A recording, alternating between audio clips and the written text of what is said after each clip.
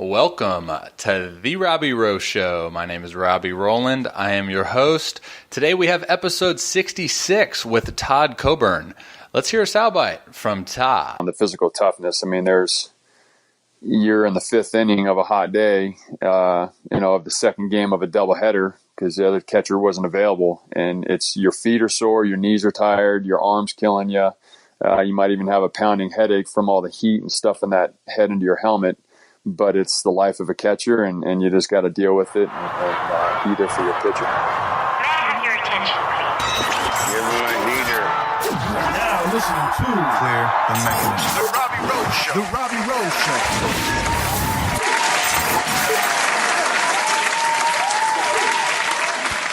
Yo, what's going on, guys? It's Robbie Rowland, your host of The Robby Row Show. How's everybody doing today? Good. Happy to hear that. Anyways, today's episode 66, Todd Coburn. Super stoked to have Todd on. He's the first actual, quote-unquote, catching guy, I guess you would say, to come on the show.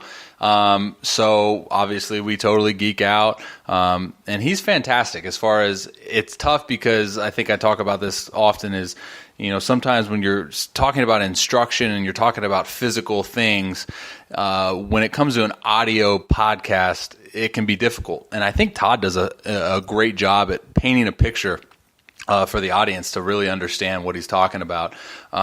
So, with that being said, as far as the topics go, everything catching. We talk about the mental side, the physical side of catching, obviously the physical components of receiving, blocking, throwing, and then, we get his opinion on some rule changes, the obstruction call, and talk about creating relationships as a catcher, how it's important to understand that you're not just catching the ball from the pitcher and throwing it back. You're creating relationships with not just your teammates, the pitcher, but also the umpire as well, which made total sense to me too, because it's something that's probably often overlooked. And being a pitcher, I'm kind of sitting here thinking well, duh, I'm going to want to throw to a guy that's really good at creating relationships with the umpire because now I probably get more calls. Now my ERA goes down, and now I have more milkshakes after the game.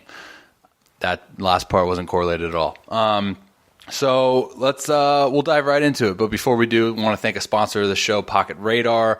I think you guys that have heard me talk about Pocket Radar know that I'm passionate about holding yourself accountable for your training. So pitchers, hitters, position players, it don't matter. I think this generation of ball players, the talent and the physical demandments that the game of baseball now requires you to have as far as throwing velocity and exit velocity, I think it's really important to put an emphasis on that. And I know that obviously is, no duh, right, Rab? So, but I think the idea behind having a tool that you can constantly monitor yourself gets more out of you. I know that was for me in my case too. When I got released by Pittsburgh, I spent the majority of a winter with Pocket Radar, constantly measuring my throws because I needed to throw hard. So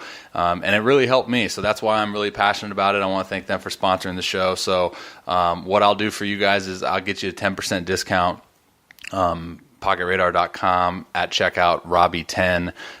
If you don't want to do that, go ahead and go into the show notes of this episode, and I will link the exact website with the products and then the discount as well. So again, that's PocketRadar.com, Robby10, ROBBY10 at checkout, save you 10%. I think it comes out to $40. Or just go into the show notes. And speaking of show notes, I will have all of Todd's links in the show notes as well. So for you guys that are listening and that want to find Todd on social media or go to his website or maybe sign up for one of his clinics, all of his website stuff is in the show notes, including what he talks about at the end of the episode as far as helping other coaches out learn about catching. That website is also included in the show notes. So thank you guys for listening. Much love to all of you, and hope you guys enjoy this episode. And we are live. All right. Welcome, ladies and gentlemen, The Robby Row Show, episode 66. My special guest today is Todd Coburn. Todd, welcome to the show, man. How are you doing this morning? I'm doing great. Thanks for having me. Did I totally butcher the pronunciation of your last name? Is it Coburn or like is there a special way to say it? No, you're good. You're good. You actually said it correctly. Everyone else always tries to add an L in there or like corn on the cob or something. You said it perfectly. Coburn is correct. I try to be fancy, but there's been times where I'll have a guest on the show and I haven't even like asked how to pronounce their name, and then I hit record and it's like, oh gosh. So for those of you who are listening on Instagram, you can go check them out right now at _catching_guy. Todd, I kind of want to start off, man, like with the basics because, this is kind of our first conversation as well. And I think I like to take the beginning of the show to get to kind of know you as well. So how does this whole thing start, man? I know that's pretty much a loaded question to kind of kick off the show, but how does the catching guy come into fruition? I know you can kind of dive into your playing career, your passion for catching and the game of baseball, and kind of just take it from there. Sure. So obviously I was a catcher my entire career. From day one, I think my first practice coach put me in the outfield because I was actually kind of fast, but I'm so ADD that I was watching airplanes fly by and birds and a bug would fly by, and I pay attention more to that than anything. He said, "You know what? Put the gear on." And as a catcher, you're involved in every pitch, and helped my ADD, helped me focus, and I fell in love with it immediately. And I played catcher my entire career. And the catching guy came about. I've been doing baseball camps for kids for about 20, 25 years, solely for a living for about 20 years now. And I don't want to say I got bored with it, but I got in a little bit of a lull. I was doing the same thing for so long. I love teaching the game, have a passion for teaching. But I knew I wanted to mix it up. I needed to mix it up. So I was sitting in my office one day after a camp, and thought, how can I streamline this? How can I niche this down?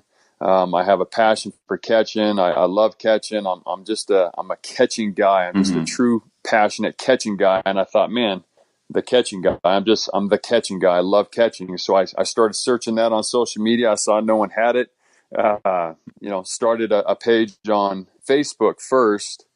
Didn't post too much on it. I was too busy doing my other stuff. And then started an Instagram page, started posting some video breakdowns. Has kind of become my niche, my thing, and started posting some of those. And I went from 0 followers to 10,000 in about 2 months or something insane. Jeez. And thought, man, I might be onto something here. And just continued to post, started a Twitter. And next thing you know, I went from doing youth league camps here in Northern Nevada and Northern California to doing nationwide camps focusing on catching, speaking engagements, jumping on podcasts like we are right now. And it's all kind of blown. Yeah, it's all blown up in a short amount of time. But that's where the catching guy came from, is just me having a passion for the position, a passion for teaching and helping kids get better. And I'm loving it. That's what it is. That's the foundation, right? Like I talk a lot about on my show about establishing foundations and understanding the why behind what you do. And I'm in that same boat right now, man. Is like, we're so fortunate to be able to do that and I think without saying it's a ton of work. But to be able to like wake up and know that everything you do for quote unquote work that day is something that you absolutely love. And that's kind of that position that I'm in right now. Just because I'm not the pitching guy, but I'm a pitching guy, kind of like just love that. And with that said, man, like that's funny too, because I had a couple weeks ago on the show that hitting guy. So I gotta find if there's a that pitching guy on there. Maybe we can do like a roundtable podcast. But so awesome, dude. And I love the story about the ADD because that's so me. And that's why I kind of became a pitcher. It was because like I couldn't really focus. I was focused on the butterflies and the cold after the game. So let's dive into, I really want to focus on the like kind of the fundamentals of catching. So if there's a kid on this listening to this podcast that wants to either become a catcher or wants to take their catching game to the next level, kind of, how do you go about your camps and clinics as far as a fresh starting out guy that's just strapping on the gear for the first time? Kind of what are what are the first things that a catcher should know before really diving into the position? Well, it's definitely a grind. That's kind of cliche, but it's definitely a grind. It's one of those things where you have to be comfortable being uncomfortable. Catchers don't have the appreciation for pain that most people do. Obviously, if we're blocking a ball in the dirt, human instinct says, get out of the way. Yeah. And us crazy catchers, we jump right in front of it and take it on, with no fear. So, and I actually get that question asked quite a bit. Hey, I'm just starting catching. What should I focus on? What do I need to expect? And I typically go through like a priority list, and I can tell, I'll tell them that most coaches, the first and foremost, obviously you got to be able to catch the ball. You got to be able to block the ball with no fear, and you got to be able to throw a little bit. But first and foremost is going to be physical toughness and leadership qualities. That side of the position of being a good communicator with the pitching staff, with your team, with your coaching staff, with the umpire. If you are a non-vocal guy, quiet, and don't like to speak up much, catching's not going to be for you, because that's such an integral part of the position. And then again, like I just touched on, the physical toughness. I mean, you're in the fifth inning of a hot day, of the second game of a doubleheader, because the other catcher wasn't available, and it's your feet are sore, your knees are tired, your arms killing you. You might even have a pounding headache from all the heat and stuff in that head into your helmet. But it's the life of a catcher, and you just got to deal with it and be there for your pitcher and be there for your team. So leadership qualities, physical toughness, those are tops on the list for a lot of coaches. And then in order of importance, it would go receiving, blocking, and then throwing. And then some coaches, the blocking and throwing are kind of interchangeable. Some will say throwing is more important than blocking. Blocking is more important than throwing. It just depends on the coach. But, you might have 0 attempts to 5 attempts of a stolen base. You're going to have, receiving 200 to 250 pitches, depending on how the pitching's doing and how the other team's hitting. And, you could get anywhere from 0 balls in the dirt up to 20, depending on how your pitchers are doing. But if you go in the order of importance, you kind of go in the order of how many times the skill happens throughout a game, Right. Yeah.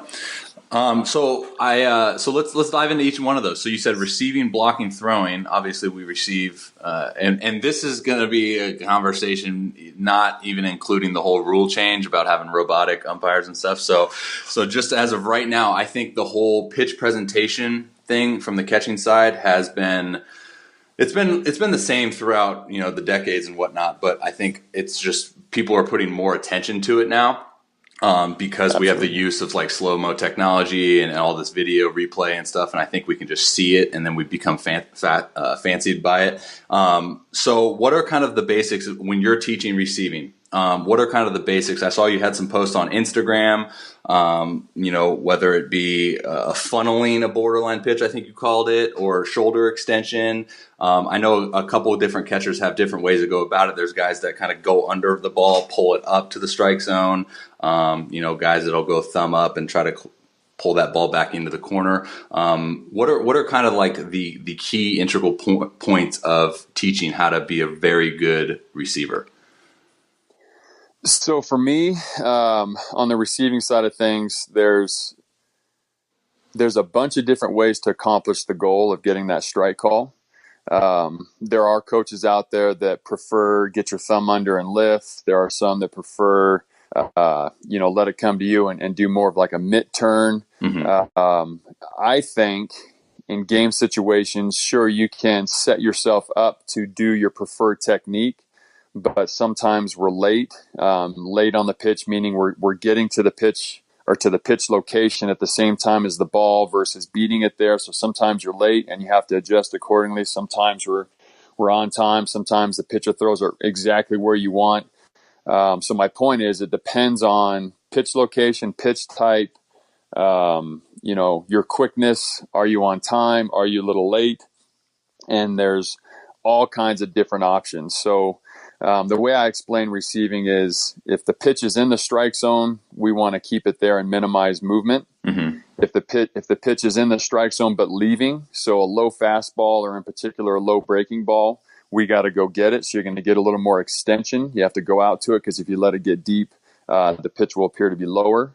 And then if you have a pitch that's out of the strike zone but coming in, so for higher levels you have high breaking balls. For lower levels you just have a pitcher not throwing very hard. They actually have some arc in their fastball. You let those get deep, so you're going to have a lot more flex in your elbow. So again, there's all the different techniques that all the catching guys out there teach. I actually, allow any of them. You can start flexed and extend through. You can start extended and kind of flexed as the ball's hitting. It all depends on pitch location, pitch type, and timing. I don't know if that made sense to you or not. But no, absolutely. Yeah. So it's kind of letting the ball dictate too, right? Like, I mean, a lot of that, and that kind of goes into another level of understanding the pitcher and kind of what he possesses too, as far as what his ball's doing, movement, and off-speed stuff. 100%. You got guys with some high velocity, with late movement. You better be flexed and relaxed, or that thing's gonna it's gonna go flying. Yeah, tell a normal guy on the street to say, "Hey, get back there and relax when this ball's coming in at 105 with movement." Right? Yeah, catching Hicks and catching Chapman and catching those type of guys. Syndergaard, it's they're everywhere now. They're everywhere now, and I don't envy those guys having to deal with that. I think I caught a couple high 90s guys, but they were relatively straight. I did catch a mid 90s guy that couldn't throw it straight, and I remember he was one of my least favorite guys to catch because he would just wear my thumb out all the time. But, oh man, I'll tell you what, the guy that invented, I don't even know who it was, but you know that little pad, I don't even know if it's a pad, it's like a brace now that you put on your thumb under the glove or in the glove. Yep. That guy's probably making a killing these days now. I never had to wear one until I got into pro ball, and I caught, I think, 11 bullpens on my first day of spring training. Oh, yeah. My thumb knuckle was like double the size, and the trainer fitted me with this plastic deal, just put a plastic chunk in a hydroculator hot water pad thing and wrapped it around my thumb, and that thing was a lifesaver. That was go get out there, kid. Suck it up, man. Oh, exactly. Geez. Yeah, I think Evo Shield kind of remodeled it and got it all fancy now for those guys. But I'll tell you what, you said it, man. Beginning of the show, you said it's a grind, and for those of you who are listening, if you do get the opportunity to go into a spring training, man, I feel so bad for y'all. It is. Oh, geez. Oh, Pete. So, all right, we touched on receiving, man. Let's go into blocking, because I think blocking is something that, we see it done on TV, and those guys, y'all make it look so easy, man. Just kind of, oh yeah, we'll just do this and we'll smother it and put the ball on our belly button, and that ball's like, I mean, that it's going like this, dude. And I just respect that so much, because I mean, obviously, I told you before the show, my dad caught, and I dabbled a little bit behind the plate, but when I got 6'5", it was kind of a little tough. But talk about the fundamentals of blocking, like how you would go about teaching it, in a camp setting or something.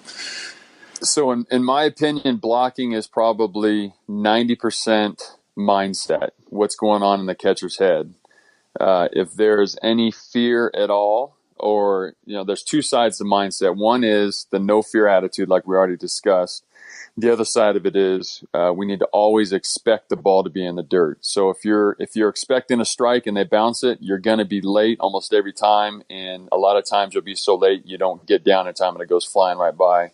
Mm-hmm. And then with the mindset, if you have any fear of this is going to hurt, you're going to hesitate, and that's going to make you late, and it's going to go flying by. So the no fear attitude and always expecting are paramount for blocking. You have to be ready for it, and you have to be willing to deal with the consequences of putting your body behind a ball being spiked at, however many miles an hour, depending on hitting what level you're at. Yeah, oh man, those are the worst. Yep, exactly. And it never fails, man. The ball always seems to find somewhere where there's no padding. Always. And when it does hit the padding, it still hurts. Absolutely. It minimizes the pain, but there's definitely still some pain. And I say that all the time when I'm at my events is, guys, I'm not going to lie to you and say it doesn't hurt. You're going to do everything perfectly. You're going to be on time. You're going to be in what we would call textbook blocking position, and it's still going to hit you somewhere where it doesn't feel good. And that's just the life of a catcher, and you deal with it and move on. So that's the number one thing on blocking is mindset. And then from there, I start, talking about the transition into blocking position. There's two, common techniques you'll see. One is like a drop. Some coaches will call it a kickback or kick out and drop. Mm-hmm. Some call it a replace method. So basically your knees replace your feet. And then the other technique is going to be, some coaches call it attack or fold, where you're cutting down the distance and kind of coming forward some. So similar to the receiving side of things, coaches have their preferred technique or method, but I allow both. And I think it depends a lot on what we call pitch depth. So if it's a pitch that's almost catchable, or it's coming in hot, it's a spike slider, cutter, or a fastball, you're going to need to get down quickly. So you want to kick your feet out and drop and just get down as quickly as possible. But then if it's a slower breaking ball that's hitting out in front of the plate, or it's shorter, you want to cut down the distance, so you're going to fold or attack. So we have the different techniques of getting down. And then once we're down in blocking position, the depth of the pitch will dictate our posture in our blocking position as well, or in our block. So once we're down, if it's right if it's right underneath us, we're going to really collapse over the top of it, and our posture will be leaning forward, maybe even inside 45 degrees. And then if the pitch is out in front of the plate, it's really short, you're going to be a little bit more upright and give the ball a little more body to hit. So that's how I explain it. Again, it's the first thing we always talk about is mindset, try and get the kids comfortable with the ball hitting them.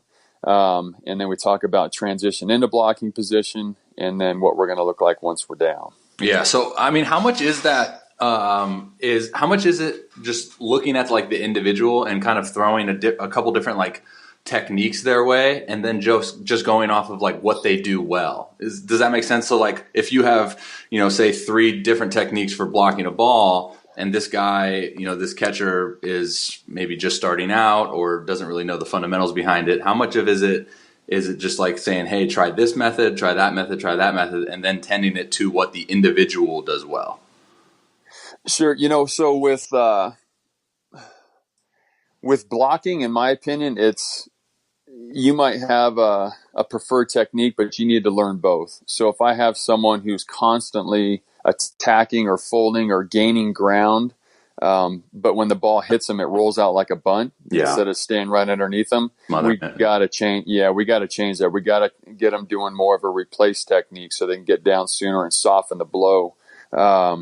So, to try and mold it to each particular catcher, that's going to be more their setup and stance. Yeah. Because every kid's got different hip mobility and flexibility and strength. And so that's going to dictate how they set up and how they move. But in blocking, it's not necessarily molded to each catcher. It's, you got to learn both and react to what's given to you and use the proper technique that's going to be best for that pitch. Yeah, that's so true. Because I was sitting here like trying to think about how I can correlate that to kind of like pitching instruction, but it would be totally different because with pitching, there's certain types of like positions, like optimal force production positions that we do want to get into, but every individual is going to be different. So you kind of just get put in that category of, hey, try this and see if that works, and then hey, try this. But you're right, because I didn't even think about that, is because when you are blocking a ball, the goal is always the same, right? I mean, you want to smother the ball to make it not go all the way to the right, all the way to the left, all the way in front of home plate, back to the pitcher. Like, you want to make sure that it's right there, and then it's just doing that. So that makes complete sense. I want to move on to throwing now, but I want to segue in such a manner of in a way, because I saw you made a post about this, is when you're say there's a guy on first and you get a ball in the dirt.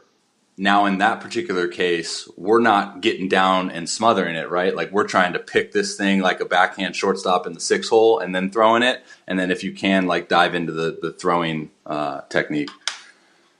Sure. Since you brought up the pick or block topic, that's really common. I'll post a video of, Russell Martin picking a ball or Salvi picking a ball and posing a guy. And then I always get the question almost every time. So when should I pick and when should I block?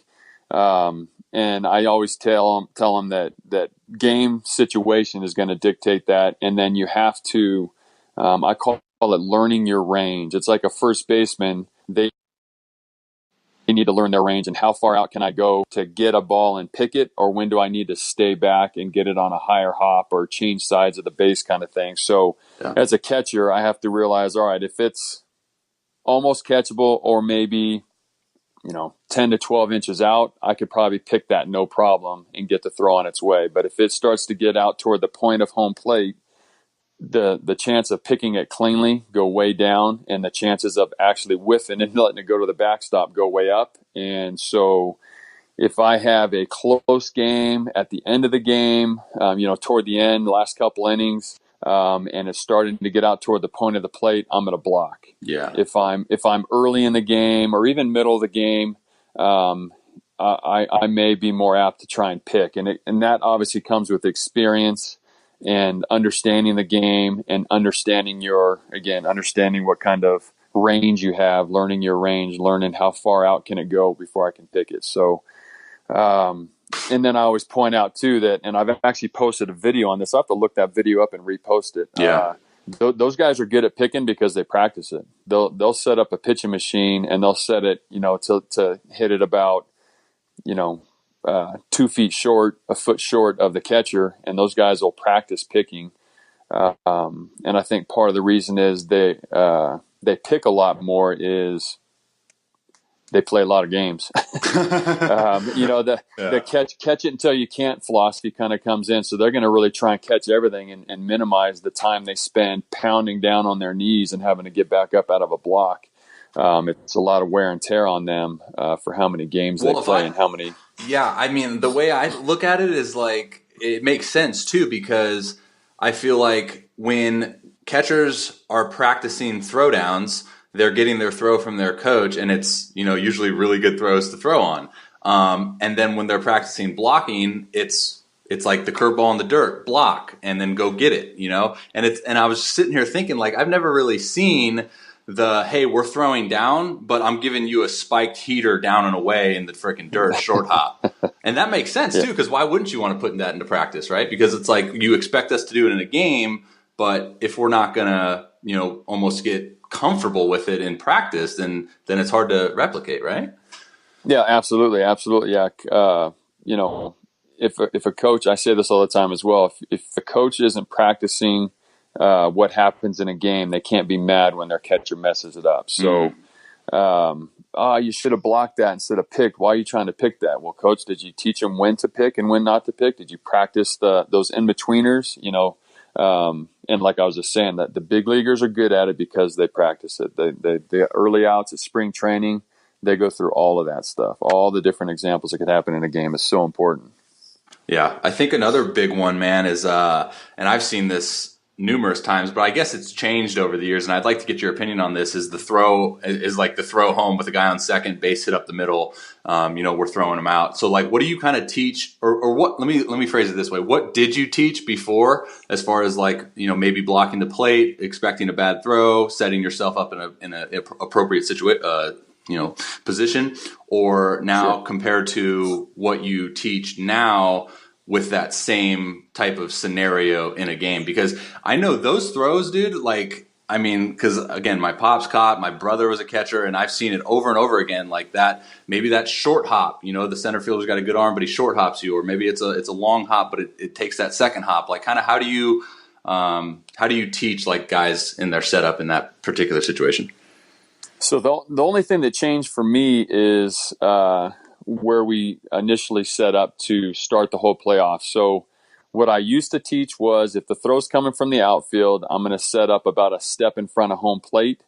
We don't want the base runner to get in between us and the baseball. I know there's some coaches out there that teach start behind home plate and then work your way up to the throw.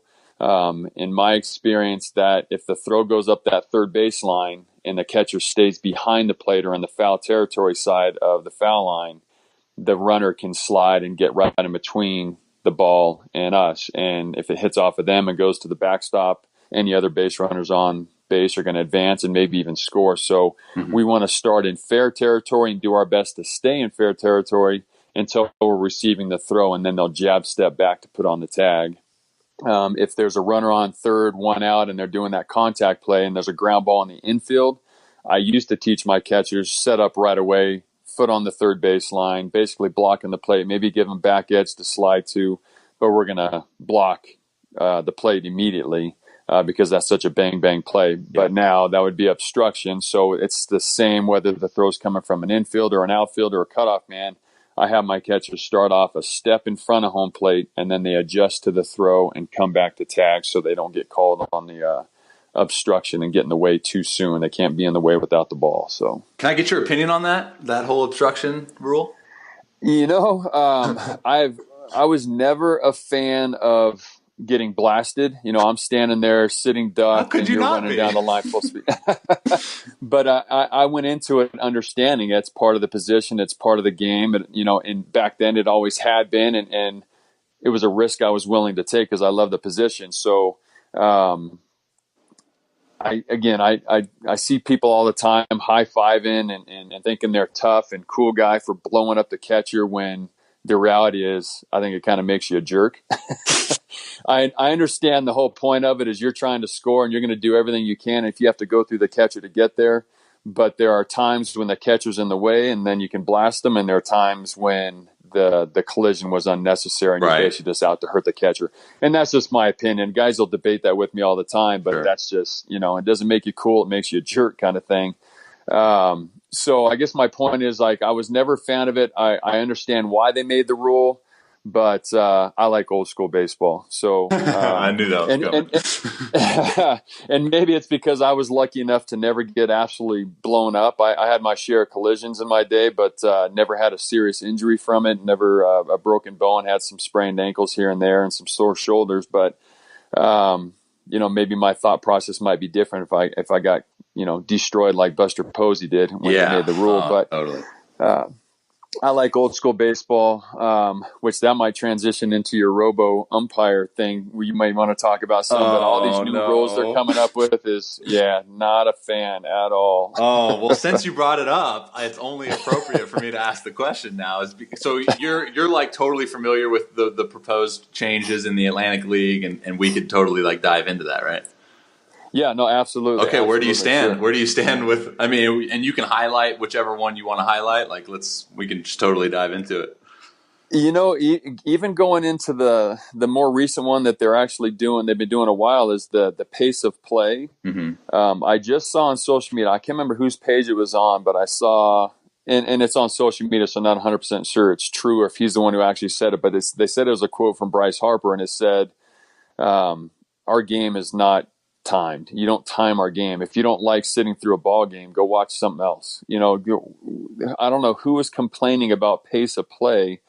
Man, I loved it. I was lucky enough to be at the 18-inning World Series game last World Series, and I was like, this is amazing. This is that's the difference though, right? Like, you're a baseball guy, you love that, and then like you have the average 9-to-5 Joe guy who's like, this is so boring. Someone score. Yeah, exactly. I don't understand. We're not a time game. If you don't like the length of our games, go watch basketball. It's what is those, about an hour long, and then you're done kind of thing. So the pace of play, I don't like having times. I don't like having the catcher can't go out and talk to the pitcher. It's always been part of the game. What's funny is I always compare that, toward the end of the game when the manager keeps coming out and you got your all the different relievers that come in, your lefty on lefty guys, you come in for one batter and leave. How about watching a basketball game when both teams use their timeouts in the last 30 seconds of a game take 10 minutes? Like, let's just finish the game. And everyone knows it's coming though. Like, everyone's like, they look at the score and it's there's only 57 seconds left, but everyone's like, wait, that's going to be 45 minutes. Exactly. So, again, you could call me old school, whatever, but I don't like the changes they're trying to make in the game. It's a great game. It's been the same for hundreds of years now, and I'm not a fan at all with the robo umpire thing. Obviously, that's going to change. I call it Mitt Magic, the way we receive, and when it's done correctly, these guys are so good at manipulating the mitt and do it so quickly and on time that literally the umpire can't see it. So we steal strikes and we get get outs and help the team, and that's all going to change if that robo umpire thing comes into play. And that's so fun to watch too, especially for me being a pitcher. Like I appreciate. I made a lot of posts on this too. Is like the whole pitch presentation thing, and I love that you said Mitt Magic. Are you coining that? Like you got that all on you, right?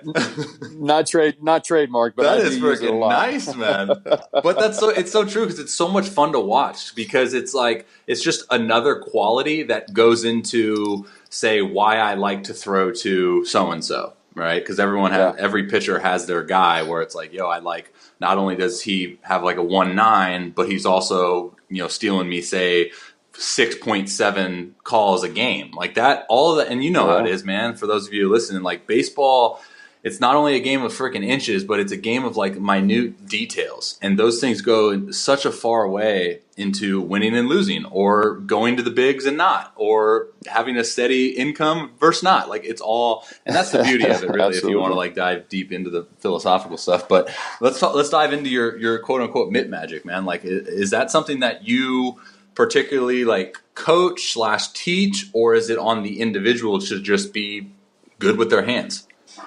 Yeah, you know what? It's really what we've already discussed. It's in my opinion. So I know there are some catching coordinators out there, other catching coaches that I'll put it this way. Here's the key: is you want to give the umpire a consistent look. If you're doing something different every time, it's going to make them question what they're seeing, and potentially you get less strike calls. So there are some catching guys out there that are teaching pretty much every pitch. My catcher's going to lift it. He's going to take it toward the middle of the strike zone. If it's down and away, they're going to turn their mitt and lift it all at the same time. If it's down and in, same thing. They're constantly moving the mitt.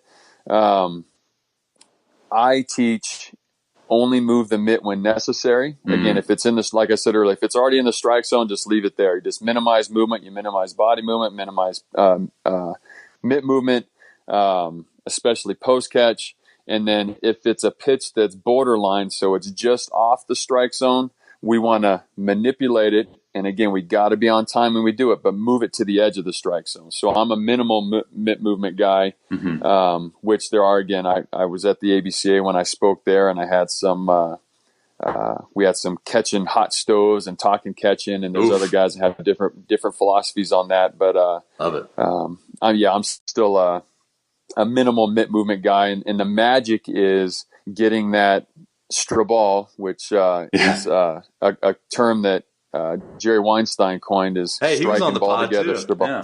Oh, awesome. Love that guy. I call him Jerry Einstein. Why not, right?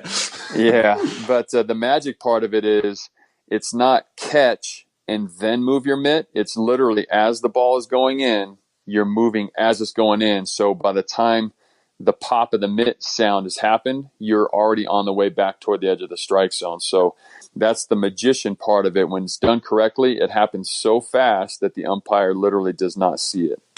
Yeah, it's like that culmination of everything, right? It's the culmination of understanding who's on the mound and what his ball does, and the pitch that you called, like what that does, and then setting yourself up for success. Whereas like body movement and almost getting to that point where, at least for me, and like totally correct me if I'm wrong, but it's kind of just stuff that I picked up on, was like getting to where the pitch is going to be, all like before it's there, and then setting yourself up for like where you want it to end up in such a way. I don't know if that made any sense at all, but it's like, no, it did. It's all about being on time. You gotta, if you're catching Syndergaard and you know he's going to throw that dang two-seamer that moves stupid, however many inches it does, that's going to be illegal in 5 years. You got to set your mitt up in a position where you're going to be ready for that movement.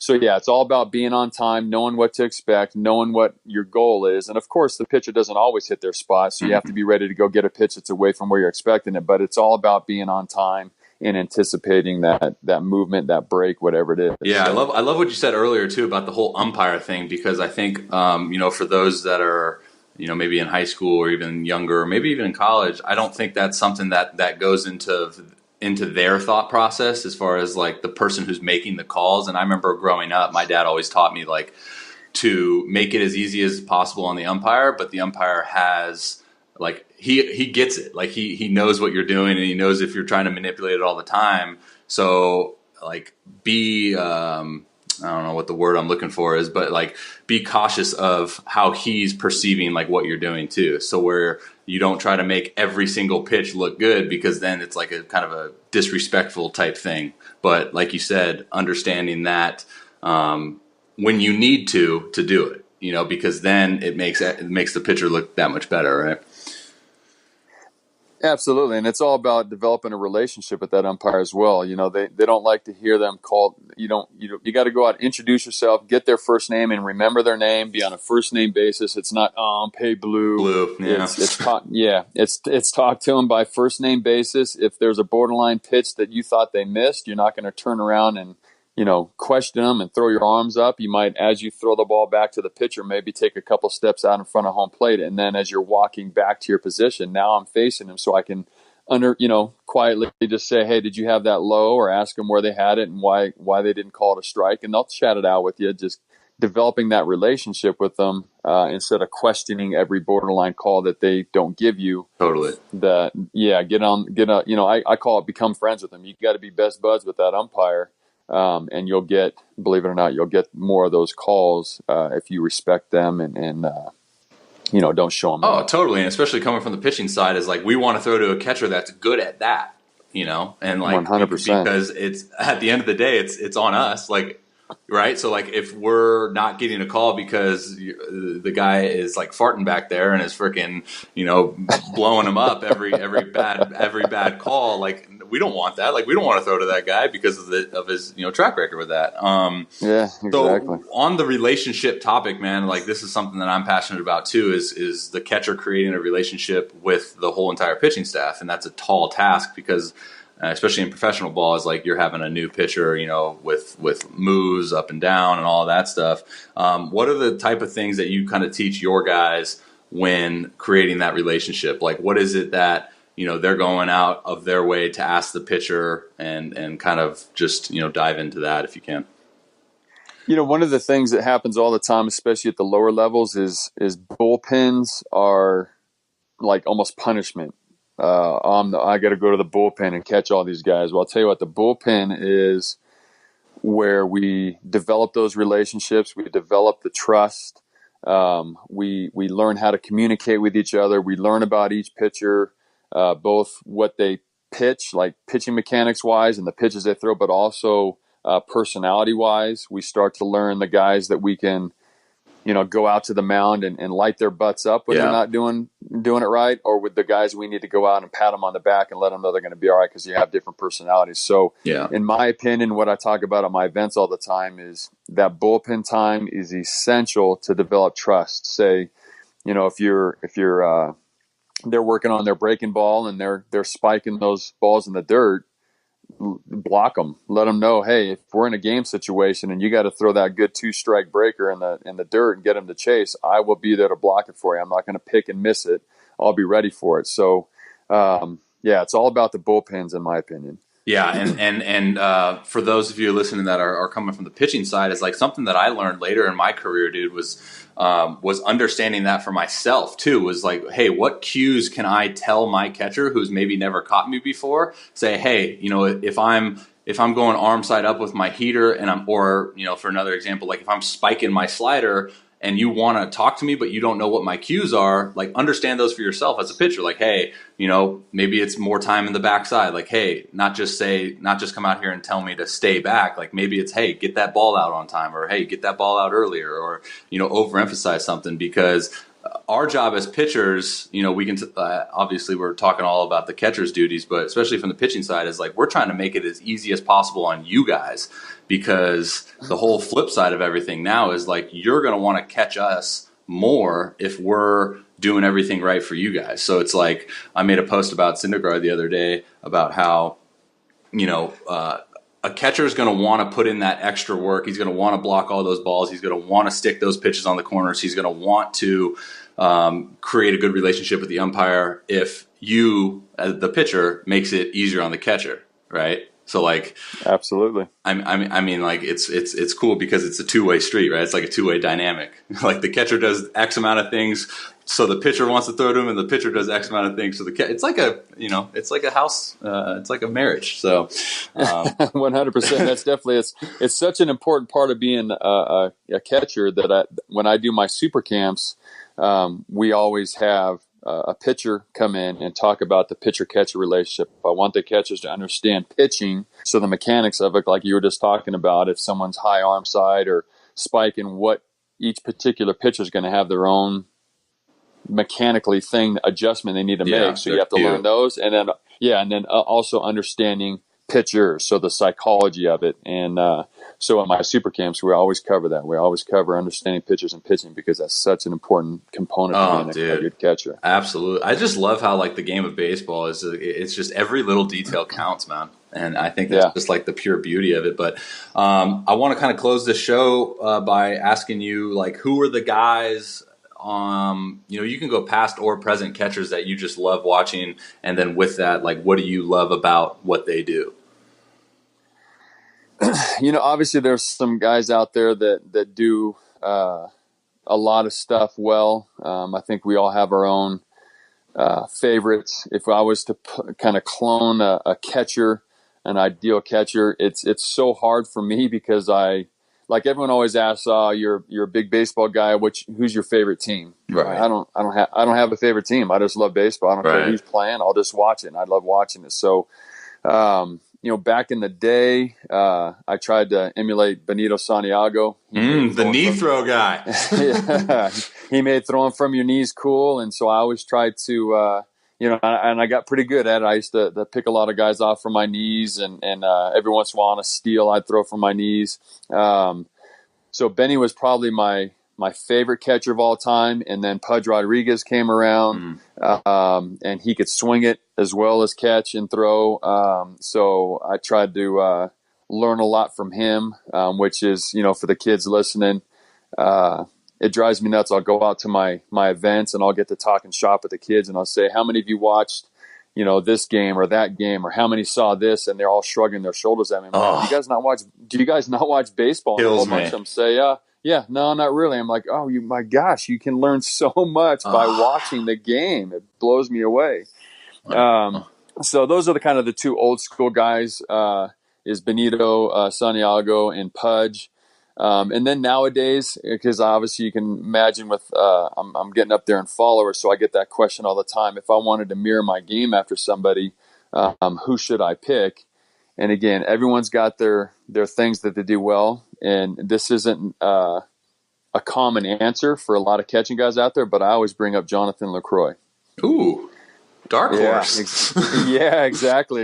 I've been watching him for years, from the Brewers years and on, and in my opinion, I feel like he does everything well. Like last year, and now, yes, he had more stolen base attempts against him, so that's why he got more opportunity. But he threw out the most runners in baseball with, I think it was 31.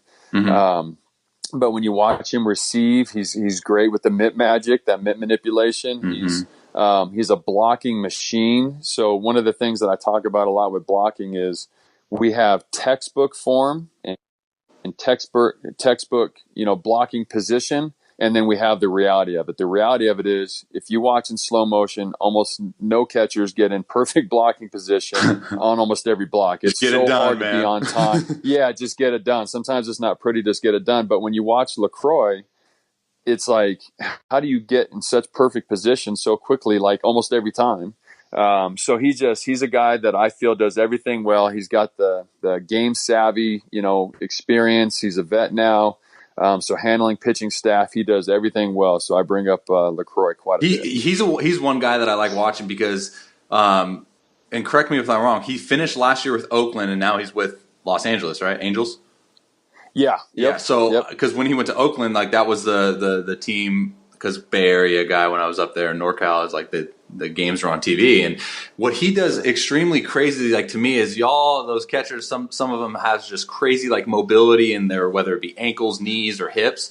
And he's a guy that can like sit on the ground and just really like he just does such a good job of giving that target. You know, some guys just like with the way that their target is, it's like, okay, well, I'll just throw it there then. It just makes it look so easy. You're right though. He is fun to watch, man, and I'm excited to see what he does because he's not getting a lot of love anymore, I don't think. He's not. He's just kind of like you called it, the dark horse. He's just kind of that hidden gem that no one really talks about much anymore because you got your you know, Yachty's and Salvies doing all their Gold Glove stuff, and he just, again, anytime I get an opportunity to watch him catch, I do it. If there's a game on, I'll tape it if I have to go to work or something. Oh, totally. So, yeah, and I love how, like, dude, I'm a total nerd, dude. It's like when MLB TV got started, dude, it was game over for me. But, well, that was like with Lucroy when he was with Milwaukee, like, he got all that attention, remember, at the deadline, because he was, like, one of the guys that teams wanted. And then that was like 2 years ago. It wasn't even that long ago. And now, even with the signing to the Angels, it was kind of just kind of under the radar. But I want to be respectful of your time, man. I appreciate you coming on the show. In closing, will you give my audience kind of your, like, where they can find you at as far as social medias or websites? I'll write that down and include that in the show notes. Yeah, absolutely. 100%. So you can search The Catching Guy on I'm on Insta, Twitter, and Facebook. And then to find out about my events, you have thecatchingguy.com. And then more recently, I've tried to start to reach out to more coaches. My goal has always been to help as many catchers as I can. And one thing I've realized in the last few years of doing The Catching Guy is I can only be in so many places at once. Right. So I thought if I can get to the coaches, then I'll be able to get to more catchers and help them. Because one of the things I hear around the country is, there's just not enough good catching coaches, or catching is so hard to teach. So I started a coach certification program and started doing a lot of stuff with the coaches. So CoburnCertified.com is my website for the coaches. We just wrapped up the last round of certifications, and I'll be opening up again starting in the fall, another round of helping some coaches learn how to teach the toughest position on the field, in my opinion. So pitching? Or I love it, man. I'll definitely link that in the show notes. So those of you listening, just go ahead and go to the show notes for all those links. Todd, appreciate your time, man. Absolute blast having you on the show. And I'll go ahead and sign you off the air. Perfect. Thanks for having me. Absolutely. All right, guys, that is another episode of The Robby Row Show. Do me a favor, if you have not yet subscribed to this podcast, go ahead and do so now. I'm releasing episodes Monday, Wednesday, Friday, providing you all with as much good information and content as I can provide. It goes a long way in helping me out, making sure that the information that I present to you guys is basically not going to waste, right? Like, y'all are using it. And a special shout out to the individuals who reach out to me, whether it be Instagram, Twitter, YouTube, doesn't matter. I appreciate all of y'all's comments on how much you enjoy the show and how much the show is affecting your personal growth, whether it be baseball or life in general. Much love to you guys, and we will probably talk to you like within the next few days or so. All right, guys, much love. God bless. We'll talk to you.